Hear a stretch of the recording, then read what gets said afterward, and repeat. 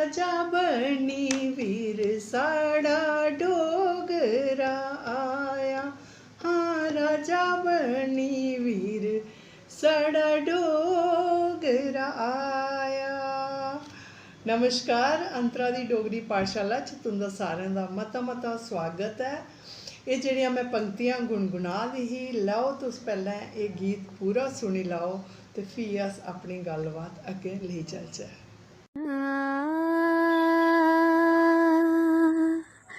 तन तन डोगरिया देस खुआया राजा बनी, हाँ हाँ राजा बनी वीर साड़ा डोगराया। जियो पते काट मथे तिलक हालाया, जियो पत्ते काट मथे तिलक हालाया। ओ राजा बनी, हाँ हाँ राजा बनी वीर साड़ा डोगराया। उम्मीद है तुसें गाना बड़ा पसंद आया होना। बड़ा मिठा मिठा गाना है। एदे शब्द में लिखे दे न ते इलस्ट्रेशन आर्टिस्ट मेधावी शर्मा होंदी है ते अपनी मिठी आवाज़ कन्नै सुरें कन्नै इसी सजाए दा रितिका वर्मा होर है। ते एह् उस मोमेंट की याद करदे होई मैं लिखेआ हा। महाराजा गुलाब सिंह हुंदा जिसलै राज तिलक होया हा जियो पोता घाट उप्पर, ते उ'नें घड़ियें गी चेता करदे होई मैं इस गीत दी रचना कीती ही। ते इस दे कन्नै गै मैं अज्ज तुसें गी उस शख्सियत कन्नै रूबरू कराने की जा करनी जेह्ड़े कुसै तारुफ दे मोहताज नेईं हैन। जी हाँ, महाराजा गुलाब सिंह जम्वाल हुंदी मैं गल्ल करने जा करनी आं, जेह्ड़े कि डोगरा राजवंश दे जम्मू कश्मीर राज घराने दे संस्थापक हे। कन्नै जम्मू कश्मीर रियासत दे पैह्ले महाराजा भी होए। उंदा जन्म 21 अक्तूबर 1792 च जम्वाल कुल दे एक डोगरा राजपूत घराने च हुआ। उंदी परवरिश उंदे दादा जी ने कीती ते उ'नेंगी सारियां युद्ध कलां, तलवारबाजी ते घुड़सवारी दा पूरा नॉलेज दित्ता उ'नेंगी। इसदे कन्नै कन्नै होर बाकी शस्त्रें दी भी पूरी उ'नेंगी जानकारी दित्ती। उ'नें अपने जीवन दी शुरुआत महाराजा रणजीत सिंह हुंदी सेना कशा शुरू कीती। अग्गे चलिए ओह् जम्मू कश्मीर रियासत दे पैह्ले महाराजा बने। उ'नें अपने जीवन काल च केई युद्ध लड़े ते जित्त हासल कीती। ओह् अजीम हस्ती ऐसे हे जिन्हें के लद्दाख, जम्मू कश्मीर, बल्तिस्तान, गिलगित ते चतराल जनेह् सरहदी इलाकें गी अपने कन्नै मलाइयै इक विशाल रियासत दी बुनियाद रखी।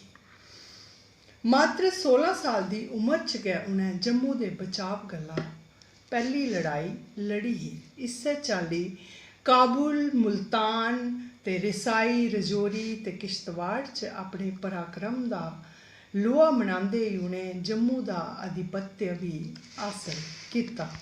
दोस्तों, इसदे अलावा अफगान आक्रमणकारियें कन्नै झड़फ, कश्मीर ते ज्हारां बागियें कन्नै जंग, लाहौर दा षड्यंत्र जैसे केई राजनीतिक मसलें गी पूरी कुशलता कन्नै उ'नें साल्व कीता।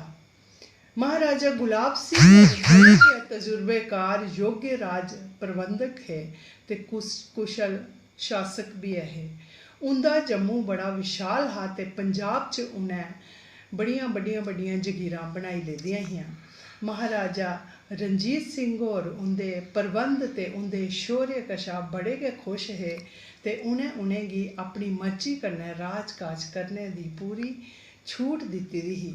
ओह् उंदे पर इन्ने खुश हे कि उ'नें अपने हत्थें उंदा राज तिलक जिया पोते घाट अखनूर च अपने हत्थें कन्नै कीता हा। उंदे च इन्नी सादगी ही जे अपने दरबार आने आह्ले कन्नै ओह् बड़ा हिरख प्रेम कन्नै मिलदे हे। वो भेस बदलिए भी जनता दे बिच जंदे हे, उंदियां मुसीबतां सुनते हे, उंदियां शिकायतां सुनते हे, उंदे बच्चें कन्नै लाड़ लड़ांदे हे ते उंदी फसलें दे बारे च घर कि'यां चला दा इ'नें गल्लें उप्पर भी उंदे कन्नै डिस्कस करते हे। इस्सै चाल्ली प्रजा च उंदी लोकप्रियता बहुत ज़्यादा ही, प्रजा उ'नें बड़ा प्यार करदी ही ते बड़ा गै उंदे पर विश्वास करदी ही। उंदे राज काज दे टाइम बड़ा शैल टाइम निकलेआ जम्मू कश्मीर रियासत दा, और चोरी डकैती किश भी नहीं होंदा उस टाइम च। इस्सै चाल्ली दोस्तों अपने 11 साल दे शासन काल च उ'नें रियासत जम्मू कश्मीर गी संगठित करियै शांति दी स्थापना कीती ते सुव्यवस्था दी स्थापना कीती। और सुभाऽ च ओह् बेशक थोड़े जे कठोर हे, ब अपने शासन च शांति ते सुव्यवस्था करी ओह् बड़े गै लोकें दे मनै च पेई गेदे हे। लोग बड़ा उं'दा आदर करदे हे, बड़ा प्यार कन्नै श्रद्धा कन्नै अज्ज भी लोग उ'नेंगी याद करदे न ते उ'नें गै जम्मू कश्मीर गी इन्ना गौरव प्रदान कीते दा ऐ। एह् ही साढ़ी गल्ल कत्थ महाराजा गुलाब सिंह जी हुंदे उप्पर, ते अगले हफ्ते में होर कोई जानकारी लेइयै तुहाड़े कन्नै रूबरू होगी। उसले तक मिगी इजाज़त देओ। धन्यवाद, शुक्रिया।